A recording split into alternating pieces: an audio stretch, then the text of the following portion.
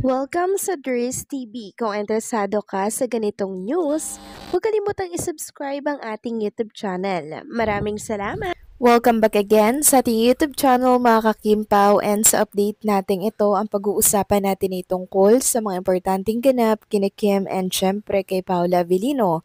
Pero bago po ang lahat, maraming salamat sa inyong patuloy na pagsuporta at pagsubaybay sa mga daily update natin.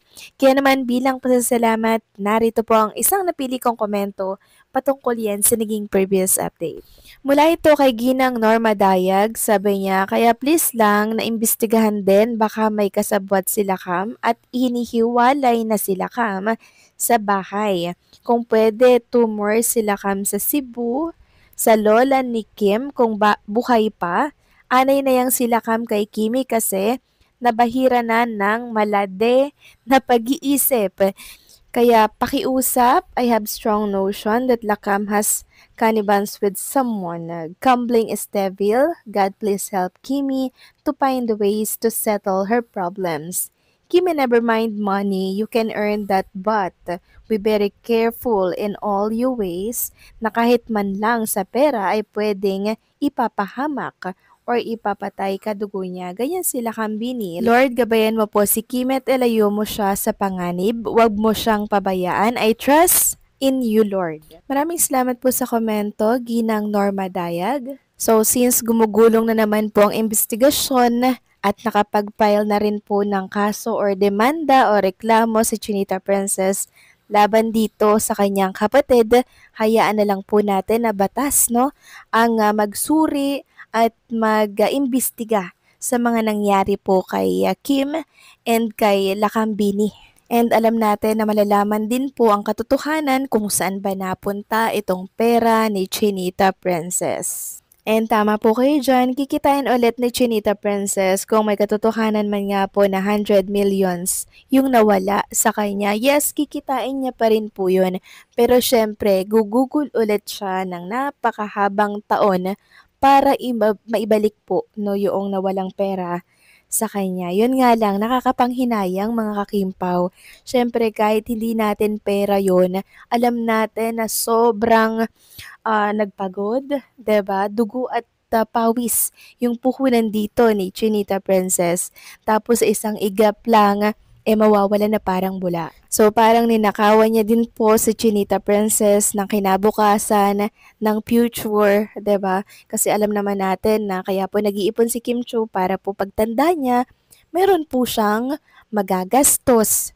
Pero sa nangyari kasi ngayon, parang back to zero na naman si Chinita Princess. Pero wag kayong mag-alala mga kakimpaw dahil may awa din po ang Diyos. Alam natin na gagawa po ng way ang Diyos para kay Chinita Princess. And also, keep praying mga kakimpaw para po kay Kim, okay? So maraming salamat sa komento, Ginang Norma Dayag. God bless po sa inyo and mag-iingat kayo palagi. So ito na nga pag-usapan na natin mga kakimpaw. Itong topic na nakalap natin sa gabing ito ng linggo at unahin na nga nating pag-usapan itong tungkol sa naging write-ups po ng bandera. Kung inyong natatandaan, meron pong IG or Instagram story or Reels na shinare si Chinita Princess nitong nakaraan. Meron pong statement doon mga kakimpaw na talaga namang napaisip ang mga fans. Ngayon, narito po yung kabuang paliwanag. Sabi nga dito, Kim Chiu pagod na, ayaw nang matawag na strong. I'm exhausted. Halatang labis na ang bigat na nararamdaman ng kapamilya actress na si Kim Chiu dahil sa kasalukuyang pinagdaraanan sa negosyo, trabaho at legal na pakikipaglaban sa kanyang kapatid na sila Kam Chiu. Isang makahulugang reels ang binahagi ng actress sa gitna ng kinakaharap na kontrobersya kung saan humihiling siya ng suporta, pagmamahal at pangunawa.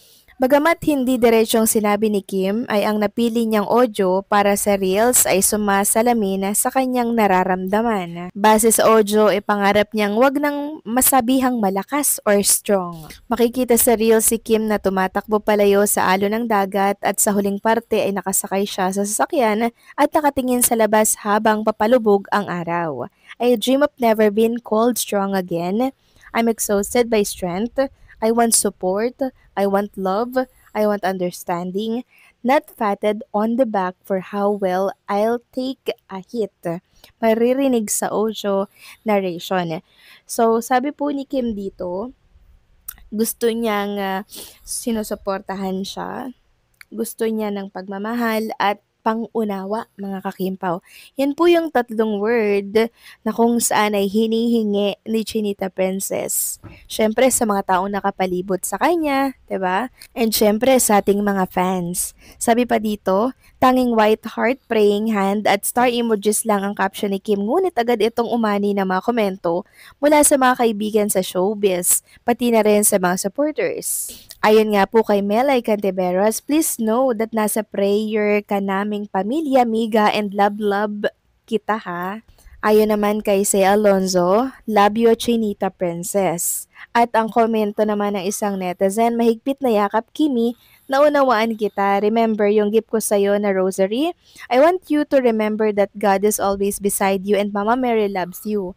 Just remember that whatever you are feeling right now, lahat yun valid. Just take your time to rest. Mahal na mahal kita, nandito lang ako palagi para sa'yo.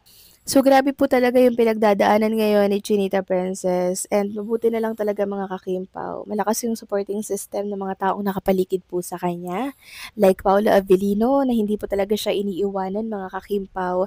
Lagi po siyang nakabantay kay Chinita Princess and also lagi din siyang nag-a-advise kay Kim Chu. Sabi nga ni Kim Chu, 'di ba, sobrang advanced mag-isip ni Paula Avellino. And since gumugulong na nga po mga kakimpaw yung investigasyon at yung kaso, ang pakiusap po ni Chinita Princess ay intindihin at unawain na lang at hayaan na lamang po sa batas or sa kaso yung tungkol dito sa problema po nila ni Ate Lakamnya. Basta ang wag nating kakalimutan mga kakimpaw, yung tatlong word na sinabi po ni Chinita Princess sa kanyang naging reels nung nakaraan. 'Di ba?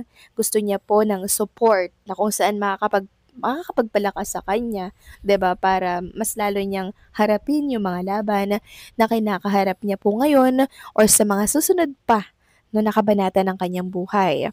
And also, gusto niya rin po ng pagmamahal. Ayaw niya pong nararamdaman ngayon na nag-iisa siya, 'di ba? Dahil ang bigat po ng kanyang pinagdadaanan. And ito yung importante, gusto niya po ng pangunawa. Pangunawa sa kanyang pinagdadaanan ngayon.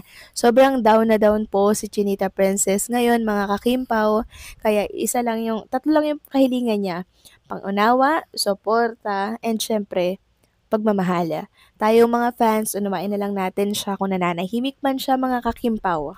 Kasi yun po yung kailangan niya ngayon para makapag-isip, para makapag-relax po siya. So anong sa inyo dito mga kakimpaw? Please comment down below. So paano hanggang dito na lamang po ang update natin. Maraming salamat sa patuloy na pagsuporta.